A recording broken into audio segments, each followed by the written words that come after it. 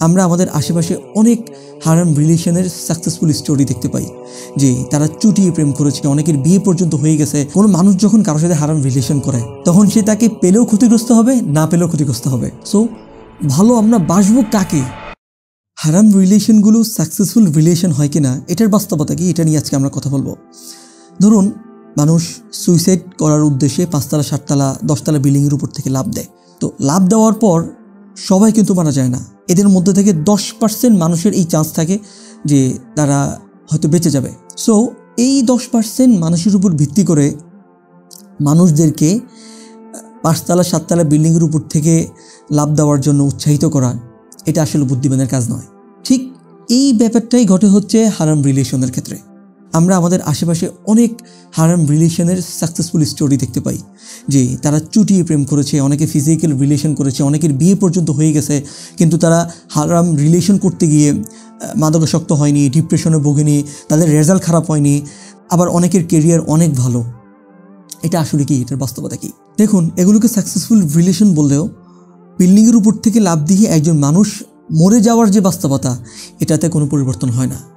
হারাম রিলেশনের আলটিমেট বাস্তবতা হলো যে হারাম রিলেশন, অবৈধ প্রেম ভালোবাসা, এটা ড্রাগ এডিকশন, ডিপ্রেশন, ব্ল্যাকমেইলিং, প্রতারণা, অবাধ যৌনাচার, ধর্ষণের মতো নেতিবাচক পরিণতি মানুষের সামনে নিয়ে আসে। এই যে সাকসেসফুল রিলেশনের কনসেপ্টটা, এই কনসেপ্টটা এসেছে যে ব্যক্তিকেন্দ্রিক চিন্তাভাবনা থেকে।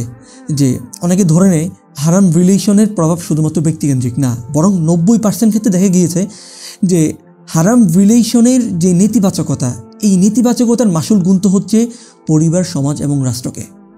সো পার্টিকুলার কোনো পার্সনের রিলেশন করতে গিয়ে সে খুব মজায় আছে, সে খুব হেলদি রিলেশনে আছে, এটা খুব সাকসেসফুল রিলেশন, এটার উপর ভিত্তি করে সমাজের ব্যাপকভাবে সবার জন্য এই নিয়ম প্রযোজ্য না। আচ্ছা, হারাম রিলেশনের ক্ষেত্রে মূল ব্যাপারটা কি? মূল ব্যাপারটা হলো যে আল্লাহ তাআলা এটাকে নিষিদ্ধ করেছেন, এটা পাপ। আর এটা এমন একটা পাপ যেটা অন্যান্য পাপের দরজাকে উন্মুক্ত করে। যেমন একজন ছেলে মেয়ের মধ্যে যদি হারাম রিলেশন চলতে থাকে, তখন তাদের মধ্যে চোখের জিনা, হাতের জিনা, পায়ের জিনা, অন্তরের জিনা, কথা বলার জিনা সহ নানা ধরনের গুনাহ সংগঠিত হয়। আর কোনো একটা গুনাহ সংগঠিত হওয়ার জন্য, কোনো একটা গুনাহ সাব্যস্ত হওয়ার জন্য আল্লাহ সুবহানাহু ওয়া তাআলার আদেশ যথেষ্ট। আল্লাহ তাআলা এটাকে হারাম সাব্যস্ত করেছেন, আল্লাহ তাআলা এটা করতে নিষেধ করেছেন, এটা গুনাহ হওয়ার জন্য, পাপ হওয়ার জন্য এটাই এনাফ। সো এর জন্য দলিল খুঁজতে যাওয়া, এর জন্য কারণ খুঁজতে যাওয়া, ফলাফল খুঁজতে যাওয়া, এটা আমাদের অনুভূতি শূন্যতা এবং ধর্মনিরপেক্ষতা তথা সেকুলারিজমের একটা পার্শ্ব প্রতিক্রিয়া। এটা খুব সিম্পল যে হারাম রিলেশন কি। হারাম রিলেশন হলো যে মানুষের প্রাকৃতিক চাহিদা পূরণ করার একটা অবৈধ পন্থা। ইয়েস, পৃথিবীতে সব কিছুর একটা লিগ্যাল প্রসেস, একটা ইলিগ্যাল প্রসেস আছে।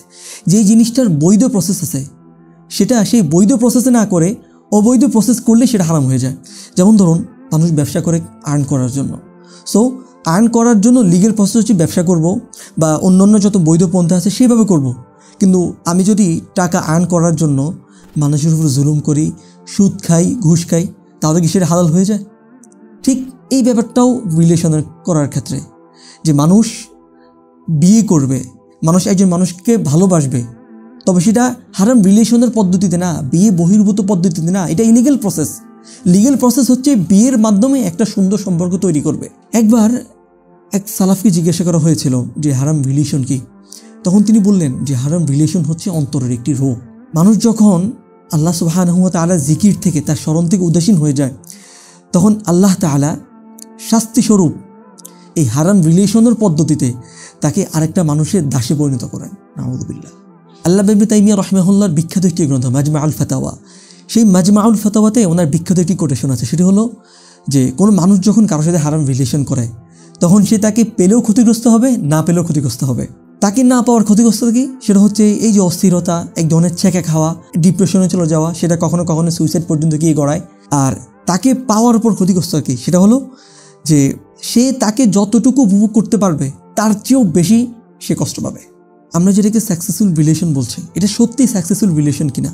দেখুন, কখনো কখনো প্রেম ভালোবাসা মানুষকে কুফুরের পর্যায়ে পর্যন্ত পৌঁছে দেয়।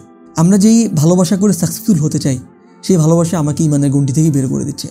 আল্লামা ইবনুল কাইয়িম আল জাওজি রাহিমাহুল্লাহ বলেন যে অবৈধ প্রেম ভালোবাসা কখনো কখনো মানুষকে ইমানের গণ্ডি থেকে বের করে কুফুরের গণ্ডিতে নিয়ে যায়। সেটা কীভাবে?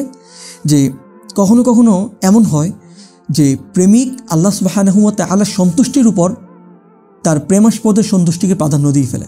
জাস্ট একটা এক্সাম্পল দেই, যেমন আপনি যার সাথে রিলেশন করছেন সে চায় যে আপনি বোরকা পরিধান করবেন না, আপনি একটু খোলামেলাভাবে তার সাথে ডেটিং করতে যাবেন।